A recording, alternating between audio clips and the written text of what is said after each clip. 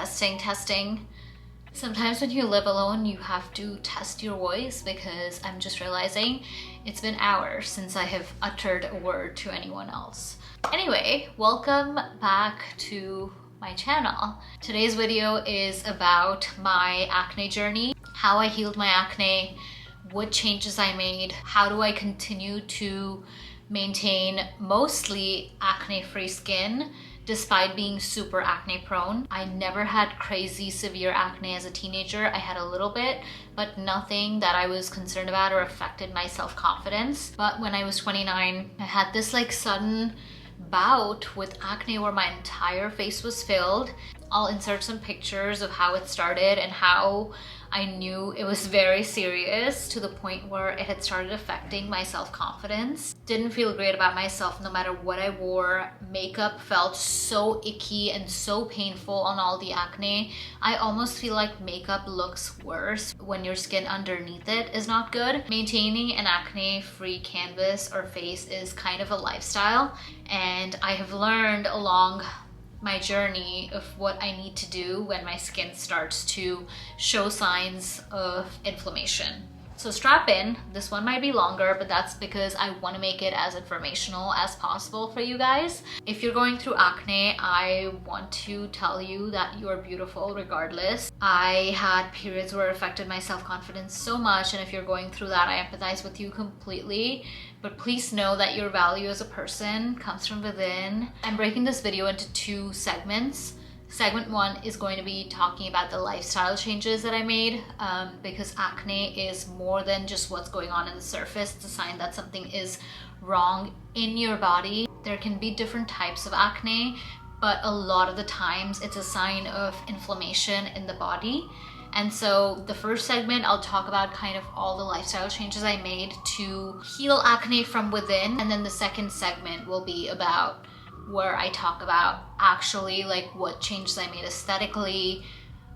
Towards the end of this video, I'll show you guys what products I've used, how my routine has changed from when I had severe acne to now on the day-to-day where I'm dealing with breakouts every now and then. So yeah, stick around till the end if you want to see my skincare routine right now. Talking about the lifestyle. Now, before I get into anything, I want to say that it took my skin 7 to 8 months before it went from my before, when I was severely inflamed and breaking out, to a point where my acne was slightly under control and I was mostly dealing with the hyperpigmentation of it all.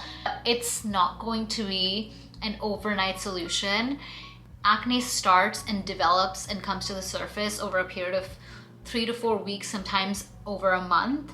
And if you're continually creating new inflammation in your body, then that's going to be a vicious cycle for your skin where you're treating something that's come to the surface, but if you're not addressing what's going on internally, then your skin will keep creating new pustules and they'll keep coming out to the surface, and you're just going to be treating the outside if you don't make actual lifestyle changes. So here's some things I did that you can try and see if they work for you. First off, I stopped drinking coffee first thing after waking up in the morning. My first drink in the morning was a spearmint tea. Spearmint tea helps if you are estrogen dominant as a female. Spearmint tea is anti-inflammatory. There isn't much research on how long you need to drink this to help with acne. In my case, I was doing this twice a day when my acne was at its worst, sometimes even 3 times a day, but routinely at least twice a day. So once in the morning when I first wake up, and then once at night. And for me, that really helped with controlling my androgen levels in my body, which contribute to sebum production, which then clogs your pores and causes a pustule or acne. I also drank ginger shots every morning. So 1 ginger shot every morning. And I did this, I think, continuously for 5 or 6 months, apart from the days that I may have been traveling. I would also put a pinch or 2 of turmeric sometimes in my ginger shot. Turmeric is supposed to be anti-inflammatory. In Indian culture, a lot of people drink milk with turmeric boiled in it. I personally hate that, but if you're able to do that, then that's even better, is boiling turmeric in milk and drinking it. Because I'm mentioning milk, I will also say a lot of people are sensitive to dairy, and dairy causes inflammation in the bodies of a lot of people. figure out for yourself if that's the case. You can figure it out pretty easily, like cut out dairy for a week, see if you're seeing a difference in your skin. If you are, then that means you're sensitive to dairy, and unfortunately it means you're gonna have to cut out any dairy from your diet if you don't want to make your acne worse. If you're sensitive to dairy, there's so many alternatives. Almond milk is my favorite alternative for dairy. I do eat yogurt because that's my source of protein, but there's also different types of yogurts. You can always substitute. While we're on the topic of diet, for me, I was very, very clearly able to see the connection between when I made poor diet choices. I love junk food. I have a sweet tooth. I love chocolates. I love ice cream. When I overdo those, I still see a direct impact on my skin within a day or two. And that's the case for most people. Those foods are not nourishing for your body, and so they have an impact on your skin through inflammation in your body. I'm not telling you have to cut these things out, just do them in moderation. If you're at the peak of your acne where it is impacting your life to the point where it's affecting your self-confidence, you might have to give it up for a few months. I stopped eating junk food, I think, for a period of 4 months. I may have cheated once or twice, but for the most part, cutting that out and eating fresh fruits, green leafy vegetables, eating a lot of salads, eating fresh food, not frozen food from Trader Joe's. All of these things help me with my skin. But in general, your skin is an extension of your body, and so it will show outside what you're putting in it. So just be really mindful of everything that you're consuming, and I promise you that will help more than anything else in this video. And lastly, on the diet topic, hydration. Water, water, water. I used to be so bad at drinking water or drinking enough water. I put a reminder on my phone for at least 8 glasses a day.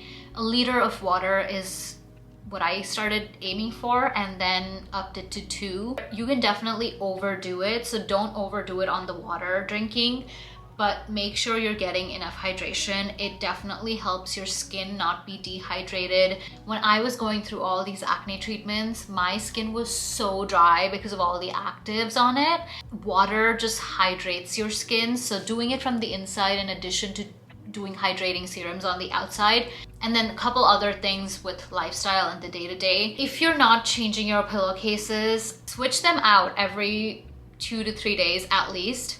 Reason is you have all this product, dead skin cells on your skin, you have bacteria on your skin if you have active acne, you're also putting your head on your pillowcase, you use hair products, which we will talk about later in this video. But if your hair products have pore clogging ingredients, all of that stuff is getting on your pillowcase and then onto your face. So the easiest way to not create new infection or not introduce new bacteria and microorganisms that will cause acne onto your face is by changing your pillowcases often. And in the same vein of things, wash your makeup brushes. If you're a woman, please wash your makeup brushes.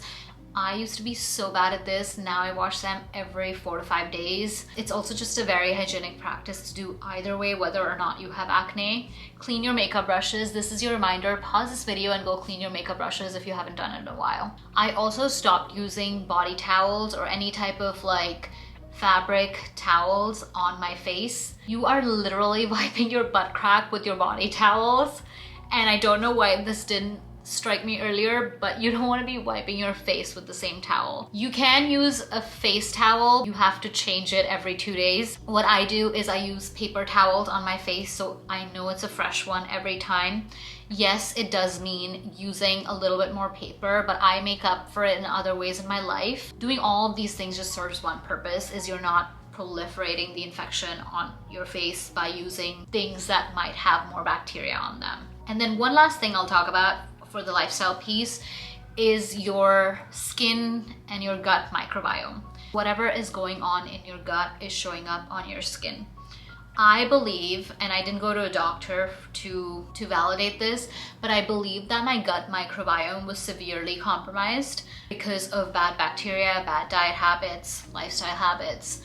So anything that I could do to help my gut microbiome get stronger, get better, that means drinking kombucha, probiotic, prebiotic drinks, Eating leafy greens also helps with your gut microbiome. Yogurt helps with your gut microbiome if you can tolerate dairy. So doing everything I could do to help my gut microbiome be filled with good bacteria again, so that those bacteria could do their job and my skin would ultimately calm down from all the inflammation. Let's move on to the aesthetic portion segment of this video. I want to preface this by saying that the products that work from one person to another or don't work from one person to another can be so different.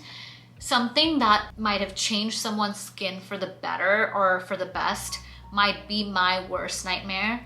So everything I recommend in this video or say, take that with a grain of salt. Test products on your skin and don't test too many things at once. Really be intentional about what you're putting on your face and what you're going and buying from this video. That is not the point of this. I urge you to not introduce more than one new product to your skincare routine every 2 to 3 weeks. That's how you really know what it's doing to your skin. If you can get sample sizes or mini sizes, I would recommend doing that for any of the products that you want to try after making sure they're acne safe. My number one recommendation with skincare is less is more. With social media on the rise, with skincare TikTok blowing up in 2020 and beyond, we've all kind of been sold these lies of like, you need an 8-step skincare routine or 5-step skincare routine or this in the morning and everyone needs to use vitamin C and everyone needs to use retinol. No, there is no one-size-fits-all advice when it comes to skincare. And I will tell you a story. When my face started breaking out, I was on a mission to figure out exactly what was causing it and change it as soon as I could. So I started using Differin, which is adapalene gel, which is a form of retinol or vitamin A that you put on your skin, and that is supposed to be an acne treatment. Even though I was so careful with the amount I used, even though I spaced it out and didn't overdo it, it made my face so dry, so sensitive. Like I couldn't even touch around my nose or around my chin without literal burning sensations. It made me break out even worse. And some people might say that that was purging, and I held out hope. I was diligent. I was like, this is just a purging phase. My skin is purging, and once it's done purging, it's gonna start getting better. That never happened. It just kept getting worse and worse until I stopped using Differin. Test every single product so you know if it works for you or if it doesn't. And nothing is one size fits all with skincare. My biggest lesson. When I was researching about what was causing my acne, I first thought it was fungal acne. And I still think I get fungal acne, especially around my forehead, because that's closest to your hair, especially if you have like a dry scalp, dandruff, all that gets into your face and clogs your pores and causes fungal acne, which is an infection of the hair follicle on your skin. For fungal acne, I used Nizoral, which is literally a dandruff shampoo, but it has an active that helps kill the fungus. For me, it worked on my forehead for a little bit of time until, again, it did what Differin did and really started stripping my skin and making it feel so dry and sensitive, kind of wrecking my skin barrier. In the process of figuring out what was going to help my acne, I definitely made things worse. So learn from my mistakes. Nizoral works, but be very mindful. Don't use it every day. I would even recommend like doing it once every 3 or 4 days. And then in the middle of that, use products that help with your skin barrier, hydration serums, or a thick moisturizer for areas that might be sensitive from that. About 3 months into when my acne started, I had gotten to a point where I was getting very desperate. Nothing was helping. Products would help a little bit, but I just think I was mixing so many different things and overdoing so many different things that I really didn't know how to stop or how to like refresh and start over again. So I'd gotten very desperate. I found this acne program at this place called Acne Clinic in New York City. It's a program run by estheticians and they're licensed and specialized in acne. I paid a lot of money for it, I'm not gonna lie, but I have no regrets because I think that was the first step in the right direction, apart from all the diet changes and lifestyle changes that I was already making, in actually physically seeing a difference in reduction of my acne. It's a 6-hour program, and sometimes a session can be an hour. For me, most of my sessions were 30 minutes. So the first session was an hour long, and I got an entire list of things I can eat, things I cannot eat, things I need to completely cut out from my diet. They also give you a complete skincare routine, actives, morning, night, moisturizer, hydration serum. Because all that is part of your payment, I was using it, but I will get into later in this video actives that I kept. You don't always need to use their products, obviously, if you can and if you want to. Some of their products really work for me, so I kept them in my routine, but today I'm not using the entire routine because I have my own stuff that I like, is more affordable. I don't love spending a bunch of money on skincare. Now it's a little bit different, but for the first 3 or 4 months that I was doing the program, maybe even 6 months, I stuck to all of their skincare products and didn't use anything of my own. They also give you hair care products. And the reason is what you use in your hair, in your makeup, in your skincare can all have pore clogging ingredients. Using all of their stuff ensures you're not introducing any pore clogging ingredients in your skincare and your hair care. The Acne program, basically every single session had a deep pore cleaning, which included painful extractions. Then we would do a chemical peel for the hyperpigmentation. Sometimes they would throw in a laser or another treatment, but the main thing that those sessions did for me is help clear out the clogged pores. Your skin, again, forms new clogged pores or new acne every 3 to 6 weeks, depending on your skin cycle. So my appointments would be every 4 to 5 weeks. And what that did was, before anything even started forming or coming to the surface, these experts could see that and they could nip it in the bud, basically just kill it in the bud before it comes out on my face. And doing that over a period of 4 to 6 months helped not only all the active acne, but also stop that cycle of all the new acne that was forming because we'd already killed it. So I'm not saying you have to pay for and enroll in an expensive program, but if you have the means to, try to get a deep pore clean at least every 6 weeks while you're dealing with painful new acne. And you don't have to keep doing that. I don't do it anymore. My program ended I think 8 months ago and it lasted for about 5 or 6 months, and since then I haven't gotten a deep pore clean. If you live in a city like New York, those can get expensive, so it doesn't have to be a continuous thing. Just try to do it 6 to 8 weeks, maybe 3 or 4 times, just to get control of your skin and your pores. Okay, my camera died and now the sun is setting, so I have to be quick with the rest of this stuff. I also started checking it on Acne Clinic's pore clogger checker. I'll link it in the description. Basically, you just copy paste the ingredients of the product and it detects pore clogging ingredients. There's also this separate website that I found that can do the same to make sure the products you're using are fungal acne safe. It is a little bit of work, but I promise you it's so worth it. Another note is that something that is pore clogging might still work for you because of how sensitivity works and how your skin might not be as sensitive to some pore clogging ingredients. But as a rule of thumb, when you're in the depths of, you know, figuring out your acne, it's best to cut out anything that might be pore clogging. If you've used a product for years, there are chances that your skin has now developed sensitivity to it and didn't have it before. So just cut it out. I'm not saying you have to like waste your products. Maybe you can repurpose maybe your serums you use on your décolleté instead of your face if they're pore clogging. I did this for skincare, makeup, and hair care. And my rule in my life since I started going through this entire process is less is more in all areas of my life. My makeup is literally like 5 products. My skincare is 3 steps in the morning, 3 or 4 steps at night, depending on the day and how my skin is feeling. My hair care is 3 steps. The more actives you're introducing to your skin, it's already sensitive, it's already going through, if you're getting chemical peels by an esthetician, already putting too many actives on your face. And then if you're using like 3 different serums and they all have a different active, then you're literally piling on 3 different actives onto your skin, and that's just too much. Another huge reason why people get acne is a damaged skin barrier, and by overdoing it on the actives and by overdoing it on the products, you're harming your skin barrier and in turn causing more acne. Figure out 3 products for the morning and 3 products for night. And I would just take that as rule of thumb. Don't overdo it on the skincare. Okay, now to talk about Acne Clinic's products that they gave me.